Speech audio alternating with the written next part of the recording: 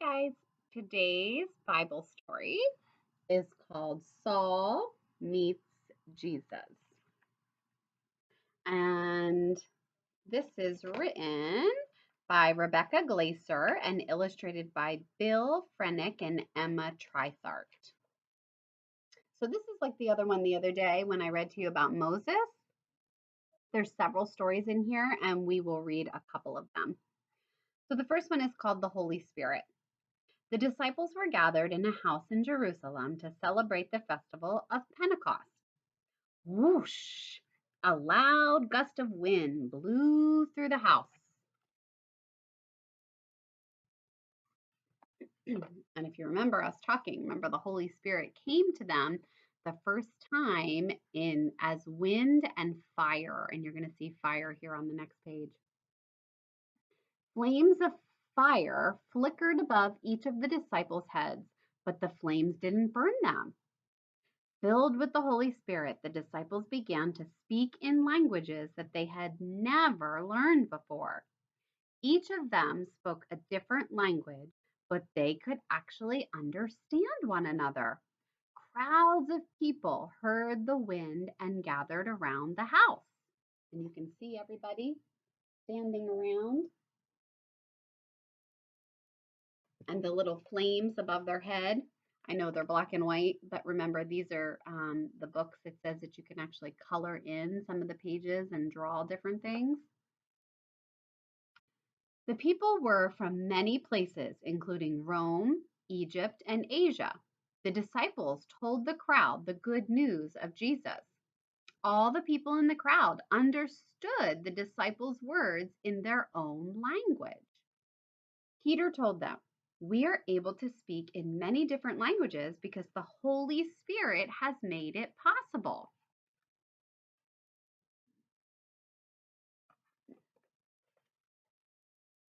Those who heard Peter's words were baptized and welcomed as followers of Jesus. 3,000 people were baptized that day.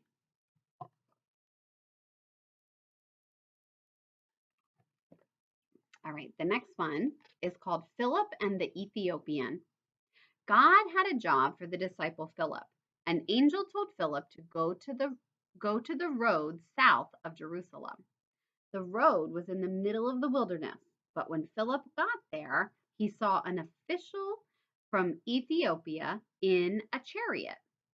"Join him," the Holy Spirit whispered to Philip.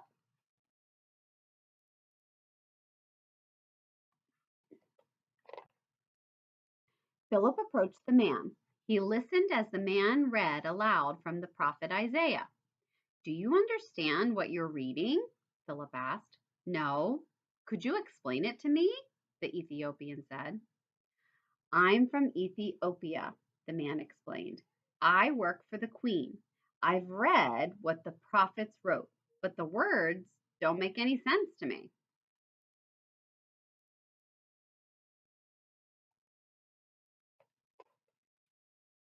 Philip rode with the official in the chariot and told him the good news that though Jesus had died, he had risen again for us. When they were near some water, the Ethiopian stopped the chariot and asked, "Could I be baptized now?" The two men jumped off the chariot and they waded out in the water. Philip baptized the Ethiopian. Soon after, God snatched Philip away and sent him to tell others about Jesus.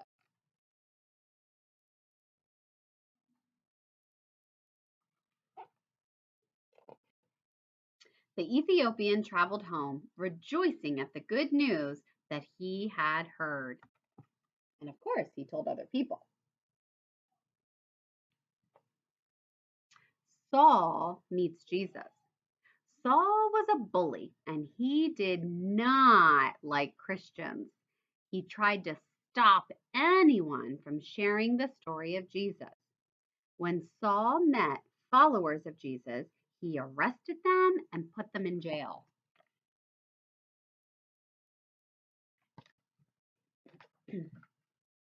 While Saul was traveling to Damascus to arrest more Christians, he saw a bright flash of light and fell to the ground. A voice said, Saul, why do you treat me this way? Who are you? Saul asked. I am Jesus, the voice replied. Go into the city and wait, and you will be told what to do.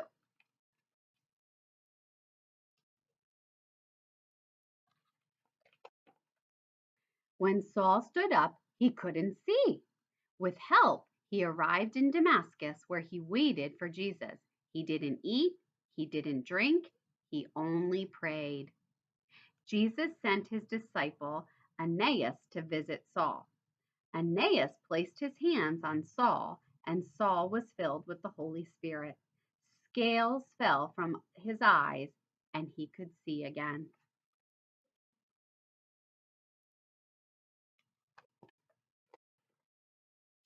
Saul's heart changed, and he was baptized. He began to tell everyone the good news of Jesus.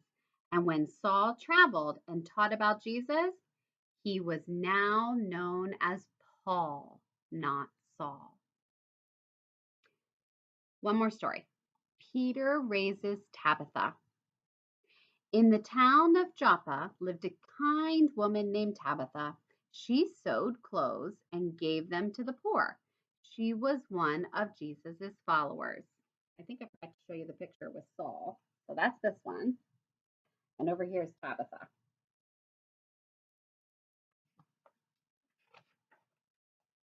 When Tabitha got sick, her friends hoped she would get better, but she died. The disciples in Joppa sent word to Peter. Our beloved Tabitha, she has died. Please come, they said. Tabitha's friends missed her so very much. Big, wet tears of sadness rolled down their cheeks.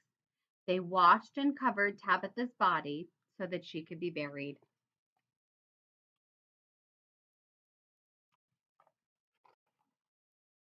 Peter arrived in Joppa and went to Tabitha's room.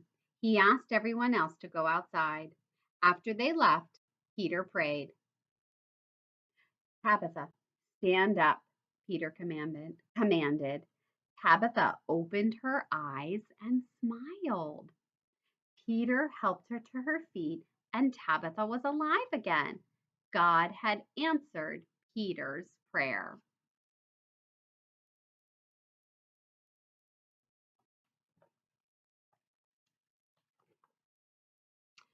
Together, Peter and Tabitha walked outside. Tabitha's friends cheered and cried tears of happiness this time.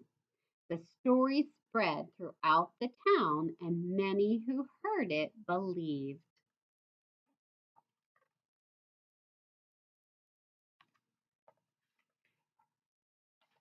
I think there's only one more. Let's read the last one.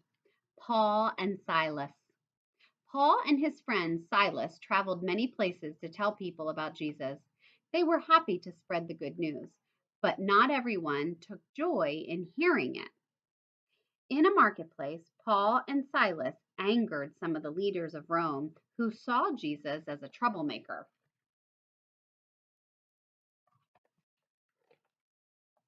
The Roman guards hauled Paul and Silas off to jail, but they remained faithful. They prayed and they sang hymns to God. The other prisoners listened. That night, an earthquake shook. All the jail's doors were opened from the earthquake. The jailer woke up and ran to look for the prisoners. If they escaped, he would be in big trouble.